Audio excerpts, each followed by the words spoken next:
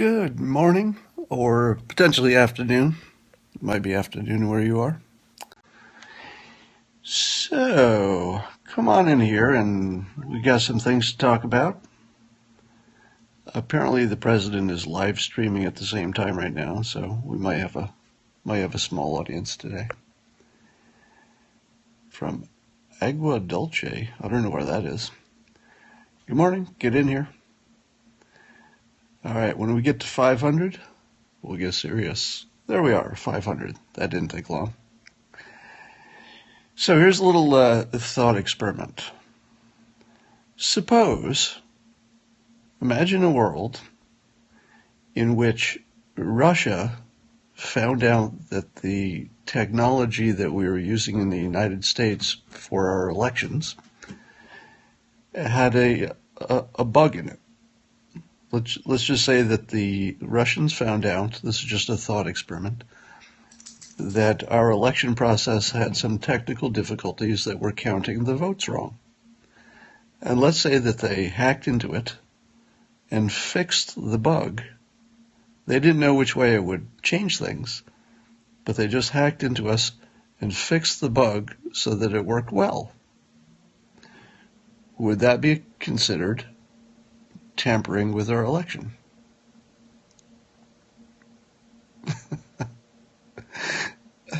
Think about it. What happens if they improve our result? Is that tampering? And suppose you help them. Suppose you were an American who couldn't get, for whatever reason, American companies to fix this bug in your election system. And then you went to Russia and said, hey, can you hackers hack into our election system and fix this bug that's giving us, random results sometimes? Would you be guilty of treason? Because you'd be working with a foreign power to change the result of our elections. So you could be executed for that, right? According to the law. Now, having thought about that thought experiment, suppose, my lighting is terrible today. I've got a window open. Suppose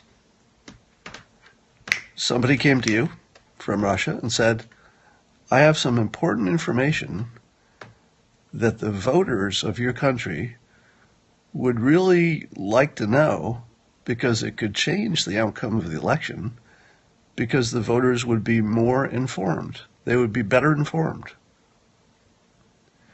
Would that be tampering with our election?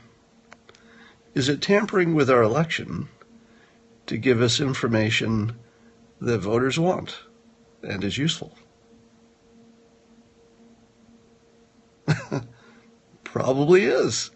Yeah, you might be saying that common sense says, well, no, that would just be helping us.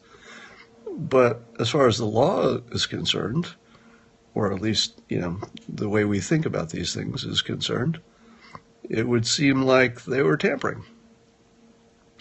Now let's get out of these thought experiments and come back to a real-life situation. Let's say your name is Donald Trump Jr., and somebody says to you, I have some important information that by its nature is something that voters do want to know. And it would be important to their decision when they vote. It's true, or at least you could verify whether it's true or not. And it would be important. And it's real information, and it matters, and voters would want to know it. But it comes from Russia. How do you handle that meeting?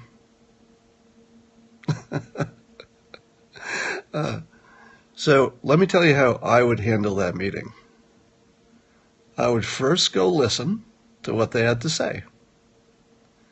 Now, if it turns out that something, came up in that meeting that was just, terribly fishy, and it looked like, the Russians were up to something, and, they had, no good intentions, I would report that to the authorities.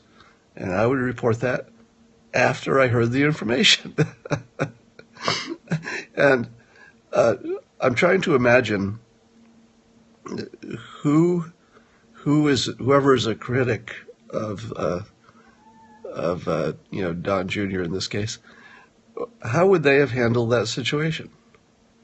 Because the proposition was that there was some important information that could change the nature of the election because it's something that voters cared about. It was real and it mattered. Shouldn't we as voters get to see that? Now, if you're an American citizen and you want the most knowledgeable vote, don't you want to have all the information? Don't you want your fellow citizens to have all the information? So here's the question. This is a long way to get to this point. I want you today to find somebody who's a critic of how Donald Trump Jr. handled that meeting. What he did is he took the meeting. It's exactly what I would have done. I would take the meeting. I'd listen to what they had to say. If it sounded like complete BS, I'd say, well, okay, you wasted my time. Bye. Not every... And by the way, how many meetings turn out to be useful? Right? In the real world, most meetings are kind of a waste of time. So it's, you kind of expect that's possible. But the other possibility is that you heard something that was potentially true and really mattered. Now, you wouldn't assume it's true just because you heard it from a Russian, a Russian national. You wouldn't assume that's true. But it might give you something you could check out. Maybe you could find another source, find out if it is true. Now, if it's just true, don't we voters have a right to know that? And if that source had simply been turned over, let's say, hey, I'm going to send the FBI in to talk to you. I'm not even going to listen to what you have to say. Wouldn't that be denying voters information that they would want? Because indeed, even Clinton supporters would want to know, if there's something out there that would make such a difference that it could change the election. Both sides would want to know. So we have this weird little situation where, although it turns out that the story was completely bogus and there was, it was just a publicist who made up some stuff to get people in a room. I mean, that's all that happened, right? It was a publicist who, let me back up for a minute. You all know the story. You know that this publicist named Goldstone said that there was some important Hillary Clinton opposition research kind of stuff in this meeting, but it was all made up. There wasn't anything like that. It was just to get these people in a room to hear some stuff about Russian adoption and whatever the issue was. So I would contend that this Goldstone is, according to the, let's say, standards of publicists, the best publicist I've ever seen. Have you ever heard more about Russian adoption in 24 hours than you have in the last 24 hours? I mean, I've heard a lot about Russian adoption. I'm asking questions about it. I'm saying to people, hey, what's the deal with Russian adoption? Like, why do we care? Oh, are you telling me it was banned? Why was it banned? What's the circumstance of that? Guess what the publicist wanted to happen? What's happening right now? The publicist wanted his client, apparently this lawyer, to have her message get out about something about Russian adoption and whatever's around that. And he succeeded brilliantly. The entire world is talking about his client and her issue. You can't be a better publicist than that. Oh, sure, he lied to somebody important and wasted all their time. But hey, you can't publicize better than that. So that's, the first funny thing about it. So the second thing is, and here's what I want you to do. Find somebody today who thinks that the way, Donald Trump Jr. handled that situation by actually having the meeting first before deciding what else to do about it. Ask them how they would have handled it. And when they say, and I imagine they would say something like, well, I would not take that meeting. Then you say, but would you report it? And to whom? Maybe the FBI? And they'll probably say, because they can't say they would do the same thing that he did, I'm saying I would do the same thing he did. In fact, it's the only smart thing to do.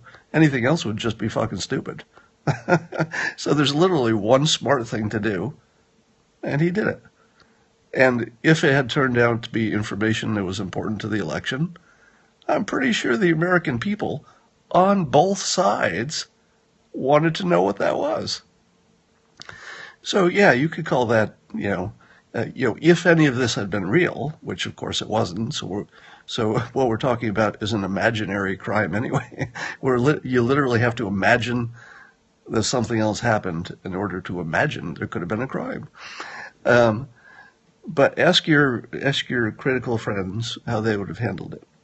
If they say they would not have asked what that information was before they decided what to do about it, then that seems like a terrible disservice to the country. In fact, let me state this more strongly. If you could find out information that was important to the fate of the country, very important, so important that it could determine who's president and therefore determine, literally the fate of the world for years. If you could find that information out, it had been offered to you, and you said, nah, I'll just throw this over to the FBI and they'll sit on it for a year and the election will happen without it. If you could let the country not have that information, isn't that sort of treasonous? Because it seems to me that you would be acting against the interests of the citizens of this country. Now, who would benefit if you act against the interests of the citizens of this country? Well, our enemies, our foreign adversaries would benefit if we don't have information to make good decisions about our elections. And you had access to that information, and you decided to just turn it over to the FBI where nobody would hear about it for a year, and it would be too late. That seems, not legally treasonous. I mean, nobody would actually go to jail for that. Nobody would be executed for that. So it's not technically, legally treasonous. But what would you call it when you have an opportunity, you think, you don't know yet until you go to the meeting, but you have an opportunity for vital information that both sides of your country would definitely want to hear because it could matter to the fate of the country. And you decided, I'll just turn it over to the FBI. I'm going to stay out of this. Would you have served your country well in that situation? Anyway, I am getting ready to boot up an interview with Sam Harris at 11 a.m. my time. So we'll be talking at 11 a.m. Sam Harris.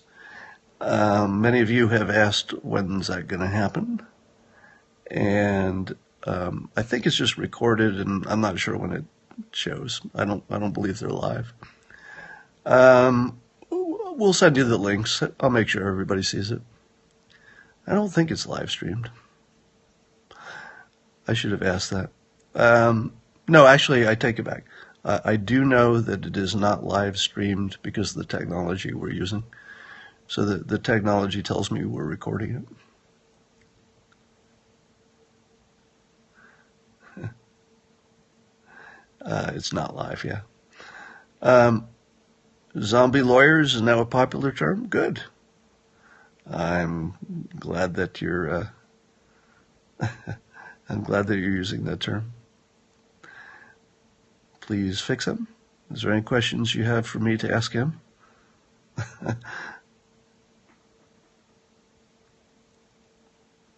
Trump Sr. just said most people would have taken that meeting. Well, I don't know if most people would have taken the meeting, but I can say with confidence that all of the smart people would have. So, you can use your own judgment about what percentage of the general population are smart, but I can tell you for sure that all of the smart people would have taken that meeting. I would have been there so fast. If you tell me that there's a chance that something vital to the fate of the country, could be revealed to me, and all I have to do is attend this meeting, I'm going to the meeting. I'm going to listen.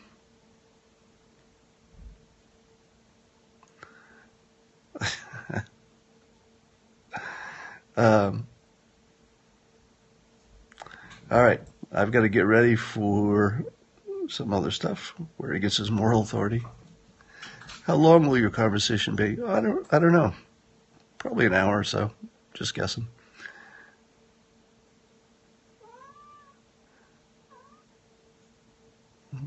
Okay. Yeah, I'm seeing your questions here, so if I get a chance, I'll ask. All right. I need to shave. I just shaved. Do I need to shave again? Yeah, my cat Boo is running around making noise right now.